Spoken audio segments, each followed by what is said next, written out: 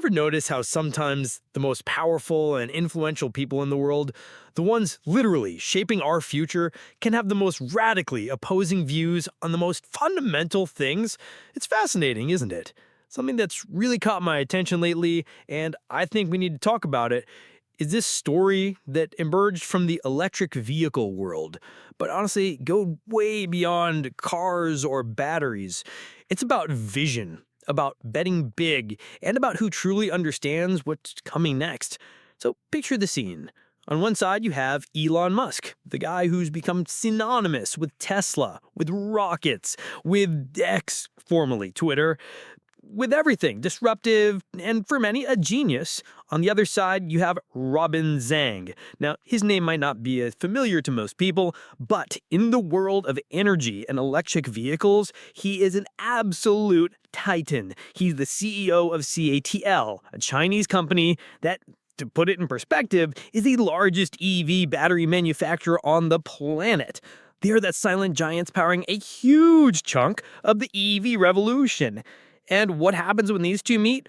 Well, according to Robin Zhang, he looked at Tesla's famous 4680 batteries, those batteries Elon Musk has been betting all his chips on, the ones he promised would be a game changer that would revolutionize EV production and cost.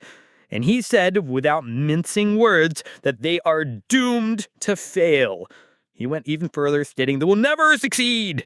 Just think about that for a second. The world's largest battery maker looking at a bet from one of the world's biggest innovators and saying that's not going to work. That's quite a statement, isn't it? This conversation, or rather this declaration from Zhang, reportedly happened during a meeting with Elon Musk himself in Beijing back in April 2024. And what's even more intriguing is that according to Zhang, he was there debating battery technology with Musk, and Musk simply remained silent? Silent? For a guy like Elon Musk, he is known for being vocal, for defending his ideas tooth and nail, for tweeting at any hour of the day or night. His silence in the situation is at the very least deafening. What do you think was going through his mind? Was he absorbing, thinking, or simply had no retort to such a direct criticism? Honestly, I think Musk's silence in this context speaks volumes. It's almost as if he knew there was an uncomfortable truth there, or perhaps the argument wasn't worth having at that moment. Now, if you're enjoying this conversation and want to stay in the loop on stories like this, which uncover the behind the scenes of the tech and business world, do yourself a favor and consider subscribing to the channel. We always bring these deeper dives, going beyond the headlines, so you can understand what's really going on.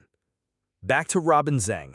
He's not just some random critic. He's the founder and chairman of CATL. And when he speaks, the battery industry listens. He didn't just criticize Tesla's 4680 batteries, he also pointed out the reasons: technical challenges and high costs. For him, these are the main obstacles. And this is where it gets even more personal.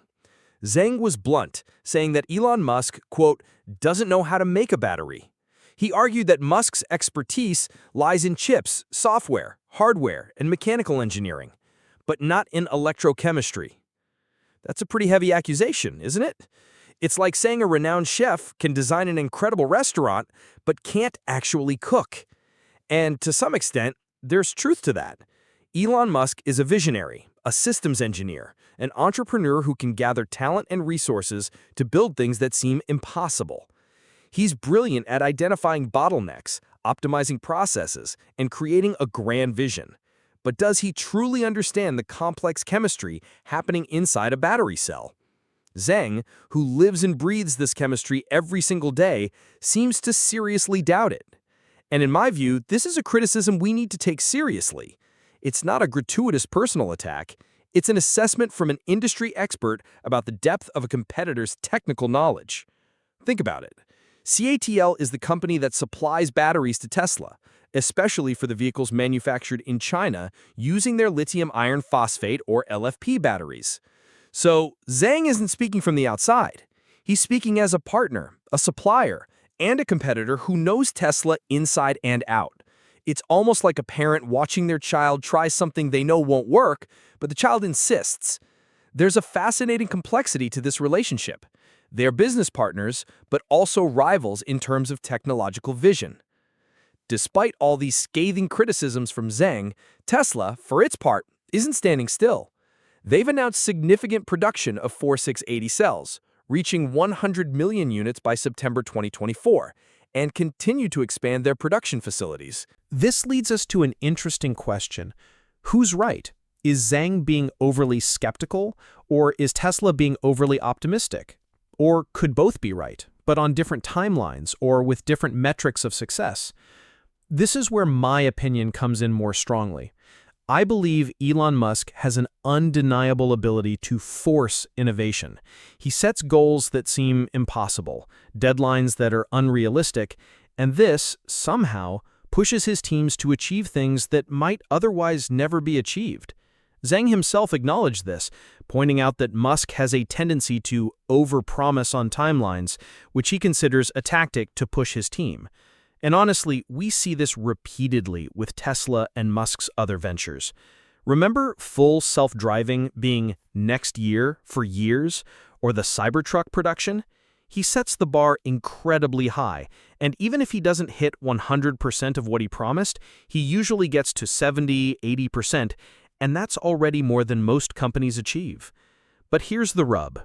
This over-promising strategy might work for motivating teams and generating market hype, but it can clash with the laws of physics and chemistry.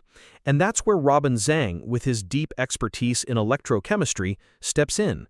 He's saying that no matter how motivated Tesla's team is, or how brilliant Elon Musk is at software and hardware, battery chemistry has its own inherent limits and challenges.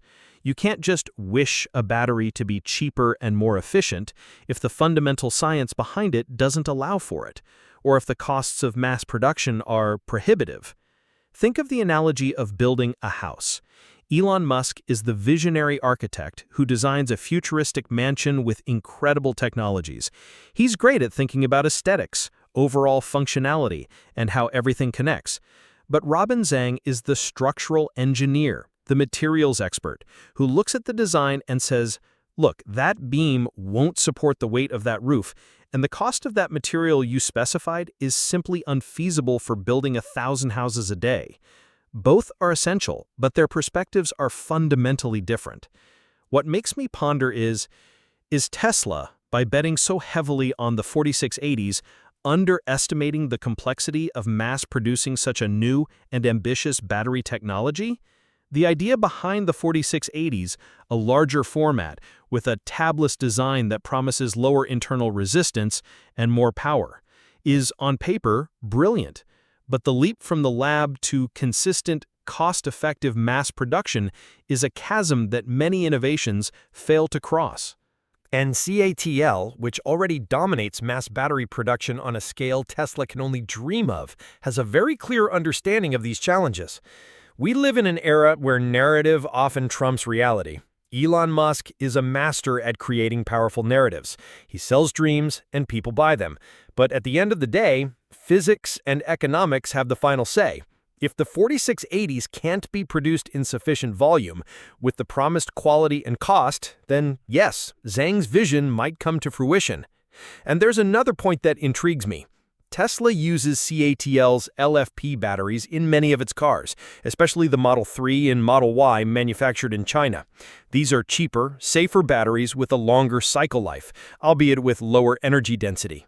Tesla is, in a way, admitting that CATL's technology is good enough for its volume cars.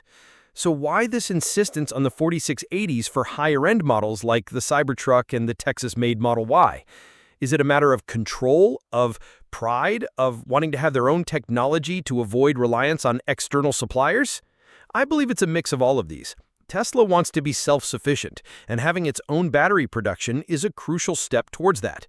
But this pursuit of self-sufficiency can come at a high cost, especially if the in-house technology isn't as efficient as that of the specialists. The truth is, the debate between Zhang and Musk highlights the different approaches and challenges in developing battery technologies for electric vehicles. On one side, we have the more pragmatic approach, focused on mass production and cost-effectiveness, represented by CATL. On the other, we have the more disruptive and ambitious approach, focused on radical innovation and vertical integration, represented by Tesla. Both have their merits and their risks. What makes me wonder is, will the success of an electric car ultimately depend not so much on the most revolutionary battery, but rather on the most reliable, cheapest, and easiest battery to produce at scale? The history of the automotive industry is full of revolutionary technologies that never took off because they were too expensive or too difficult to mass manufacture. It's a high-stakes chess game where every technological move can cost billions of dollars. And Robin Zhang, with his declaration, has played a very strong piece on that board. He's not just criticizing Tesla, he's advocating for a philosophy of battery development that prioritizes technological maturity and mass production capability. And this leads us to a broader reflection. What truly constitutes progress? Is it the relentless pursuit of the next big innovation, even if it's incredibly difficult and expensive to implement? Or is it the optimization and democratization of existing technologies, making them accessible and efficient for the largest number of people possible? I tend to believe that true progress, in the long run, is a combination of both, but with a strong focus on accessibility and scalability. So, when you hear about Tesla's 4680 batteries or any other revolutionary technology in the future, remember this conversation between Elon Musk and Robin Zhang. Remember that behind all the hype and grand promises, there are experts who live and breathe the technology, and their opinions, even if unpopular, carry immense weight. And honestly, I think Robin Zhang has a very valid point here. The 4680s might be a part of the future, but perhaps not in the way Elon Musk envisioned, or perhaps not at the pace he promised. Time, as always, will tell who was right. But the discussion itself is a fascinating glimpse into the challenges and bets that are shaping our world.